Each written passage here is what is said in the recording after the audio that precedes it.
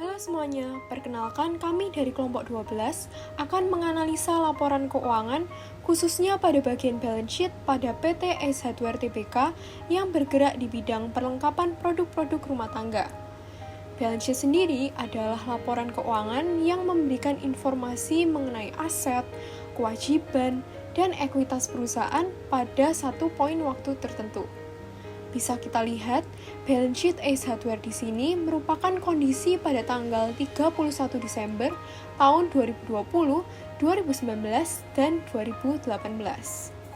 Mengenai format balance sheet, Ace Hardware menggunakan report form di mana balance sheet disusun memanjang ke bawah, mulai dari aset hingga ekuitas. Pada balance sheet ini juga disusun urut mulai dari akun-akun yang paling liquid hingga yang tidak liquid. Misalnya pada bagian aset, kas menempati posisi yang paling atas, kemudian piutang, hingga ke aset tetap, dan sebagainya. Ketika kita melihat balance sheet ini, kita bisa melihat lebih detail mengenai angka-angka yang tertera di setiap akun sesuai dengan nomor catatan yang sudah diberikan melalui CALK atau catatan atas laporan keuangan.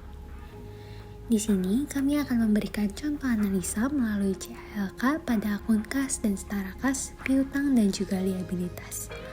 Yang pertama yaitu mengenai kas dan setara kas. Apabila kita ingin mengetahui apa saja yang ada di dalam kas dan juga setara kas, kita dapat melihat pada CALK nomor 4, yang menunjukkan bahwa kas dan setara kas terdiri dari kas bank, dan juga deposito berjangka. Melalui ini, kita juga dapat melihat bahwa akun kas dan setara kas dalam 3 tahun terakhir oleh Ace Hardware mengalami kenaikan yang signifikan. Dapat dilihat dari arus kas dan setara kas pada tahun 2018, 2019, hingga 2020. Kenaikan ini sesuai dengan analisa kami dapat disebabkan karena adanya penerimaan restitusi pajak pada tahun 2020 yang cukup besar.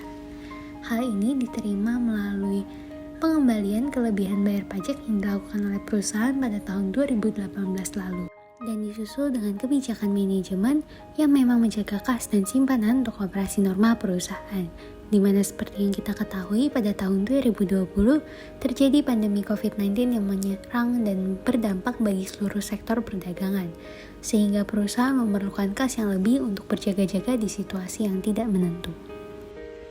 Kemudian misalnya kita lihat akun lain seperti piutang. Hal yang perlu diperhatikan ketika melihat CALK pada bagian piutang adalah mengenai cadangan kerugian penurunan nilai. Kalau kita lihat dari tahun 2019 ke 2020, akun tersebut mengalami penurunan, di mana hal tersebut merupakan hal yang baik karena berarti piutang lama nilainya semakin kecil dan tidak menumpuk. Hal ini bisa terjadi karena sudah dikelola dalam kebijakan manajemen dalam mengatasi risiko kredit, yaitu dengan menempatkan hanya pada bank-bank berpredikat baik dan piutang usaha dilakukan dengan pihak ketiga yang terpercaya dan berelasi.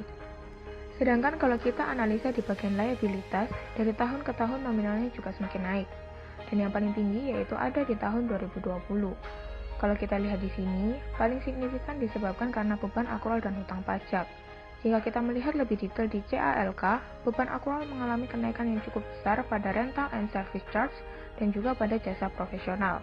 Sedangkan untuk hutang pajak sendiri, ada kenaikan yang signifikan pada PPh pasal 21, 26, dan juga 29. Hal lain yang dapat kita analisa adalah mengenai rasio likuiditas dan rasio solvensi, di mana rasio likuiditas menunjukkan kemampuan perusahaan untuk memenuhi kewajiban jangka pendeknya, sedangkan rasio solvensi adalah kemampuan perusahaan memenuhi kewajiban jangka panjangnya. Tools yang dapat kita gunakan adalah common size balance sheet dan rumus balance sheet ratio. Di sini sudah kami buat common size balance sheet-nya. Untuk menghitung rasio likuiditas, kita bandingkan antara aset lancar dan kewajiban jangka pendeknya, dan hasil dari 3 tahun berturut-turut, current asset Ace Hardware lebih tinggi daripada current liability-nya. Dan kita juga mendapatkan nilai yang semakin tahun semakin meningkat, yaitu tahun 2018 adalah 5,02, tahun 2019 adalah 5,58, dan tahun 2020 adalah 5,96. Hal ini menunjukkan Ace Hardware mampu memenuhi kewajiban jangka pendeknya.